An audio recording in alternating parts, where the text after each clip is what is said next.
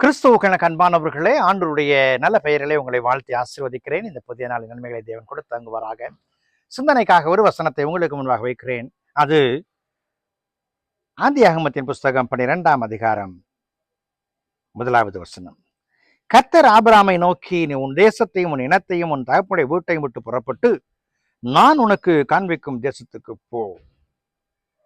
இறைப்பணியில, இறைவனுடைய திட்டங்கள்ல சென்டிங் என்கிற வார்த்தை it take a much popular word.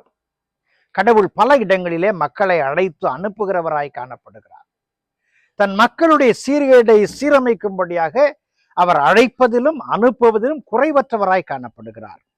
ஆண்டவர் ஒரு நல்ல நோக்கத்தோடு மோசையை அழைத்து பார்வோனிடத்தில் அனுப்பினார். ஆண்டவர் நல்ல நோக்கத்தோடு சாமுவேலை அழைத்து அந்த தேசத்தின் மீட்பின் பணியிலே அவனை அர்ப்பணிக்க வைத்தார். அதே ஆண்டவர் புதிய ஏற்பாட்டிலே வரும்பொழுது சீஷர்களை அழைத்து நீங்கள் உலகமெங்கும் போய் என்று சொல்லி அனுப்புகிறதுல தன்னுடைய சித்தத்தை வெளிக்காட்டுகிற ஒரு தேவனாய் காணப்படுகிறார். சீஷத்துவத்துல அனுப்பப்படுதல் சீஷத்துவத்துல ஒரு உலகளாவிய தேவையாய் காணப்படுகிறது. It's a worldwide need sending the disciples to the world. என் ஆண்டவர் அனுப்புகிறதுலே அவர் காண்பிக்கிற அக்கறை எல்லா நிலைகளிலும் அது மேன்மைகளை தருகிறது. 12ஆம் அதிகாரம் 1வது வசனத்துல ஆதியாகமத்தின் புஸ்தகத்துல நான் காண்பிக்கும் தேசத்துக்கு போய் என்று சொல்லுகிறார். ஆதியாகமத்தின் புஸ்தகம் 22ஆம் அதிகாரம் 2வது வசனத்துல நீ உன் குமாரனாகிய ஈசாக்கை அழைத்து கொண்டு மோரியா தேசத்துக்கு போய் அங்கே நான் குறிக்கும் மலையிலே அவனை பலி செலுத்து என்று சொல்லுகிறார். ஒரு காரியத்தின் வெற்றிக்காக அழைக்கிறவர் அனுப்பும் பொழுது அவை எல்லாவற்றிலும் நிறைவுகளையும் மேன்மைகளையும் காண்கிறார். அன்புக்குரிய விசுவாசிகளே, தேசம் அறியாதிருந்து முதலிலே ஆபிரகாம் புறப்படுகிறான். காண்பிக்கும் தேசம் இங்கே காண்பிக்கிற இடத்திலே தன் மகனை பலி செலுத்தும்படியாய் அவனை பக்குவப்படுத்தி கொண்டு செல்கிறார். அதே ஆண்டவர் இன்றைக்கு உங்களையும் என்னையும் பல நிலைகளில் அழைக்கிறவராய் பயன்படுத்துகிறவராய் காணப்படுகிறார்.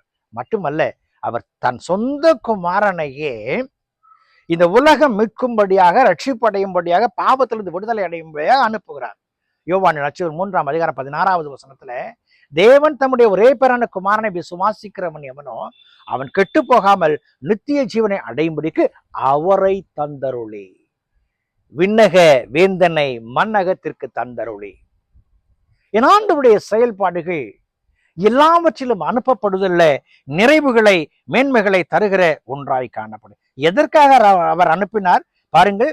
உலகத்தை ஆக்கணை தீர்ப்புக்குள்ளாக தீர்க்கும்படி தேவன் தம்முடைய குமாரனை உலகத்தில் அனுப்பாமல் அவராலே உலகம் ரட்சிக்கப்படுவதற்காகவே அனுப்பினார். அப்படி என்று சொன்னால் இறைவனுடைய அனுப்பப்படுதல் என்கிற ஒரு வார்த்தை மீட்பின் மையத்தை கொண்டதாய் காணப்படுகிறது. வெற்றியின் மையத்தை கொண்டதாய் காணப்படுகிறது. நன்மையின் மையத்தை கொண்டதாய் காணப்படுகிறது. இன்றைக்கு ஆண்டவர் உங்களையும் என்னையும் அனுப்ப, உங்களையும் என்னையும் பயன்படுத்த அவர் சித்தம் உள்ளவராய் இருக்கிறார். என் தேவன் பயன்படுத்தும்படிக்கு ஆபிரகாம் எப்படி காணாத தேசத்திற்கு செல்ல ஆயத்தமானோ, காண்பித்த மோரியா தேசம் செல்ல ஆயத்தமானோ, எப்படி பராபருடைய குமாரன் இந்த உலகத்துல தன்னை அழிக்கும்படியாக, தன்னை அழித்து கொண்டு மீட்கும்படியாக வந்தாரோ, அதை போலவே நாம் அர்ப்பணிக்கும் பொழுது நம்முடைய விண்ணக வாழ்வும் சரி, மன்னக வாழ்வும் சரி, இறைவனால் அஸ்திபாரமிடப்பட்ட, அடித்தளமிட்ட மேன்மையான வாழ்க்கையாய் காணப்படும் என்பதில் எந்த ஐயங்களும் இல்லை. அதற்காக ஆண்டவர் அழைத்திருக்கிறார். வாழ்க்கையில, வார்த்தையில உண்மையுள்ள பிள்ளைகளாய் காணப்படுவோம். கடவுள் நம்மை ஆசீர்வதிப்பார். ஜெபம் செய்வோம். பரிசுத்தமும் கிருபையும் நிறைந்த நல்ல ஆண்டவரே, இந்த நாளுக்காய், இந்த விளைக்காய் நன்றியோடு துதிக்கிறோம், ஸ்தோத்திரிக்கிறோம். உம்முடைய அழைப்பு வரும் பொழுது, நீர் எங்களை அனுப்பும் பொழுது, எந்த இடத்துல எதை பேச வேண்டும் என்று சொல்லி உம்முடைய வார்த்தை எங்களுக்கு தரும் பொழுது அதை தெளிவாய் பேச உதவி செய்யும். எங்களை எடுத்து பயன்படுத்தும். இயேசுவின் ஜெபிக்கிற ஜெபக்குள்ள பிதாவே, ஆமென்.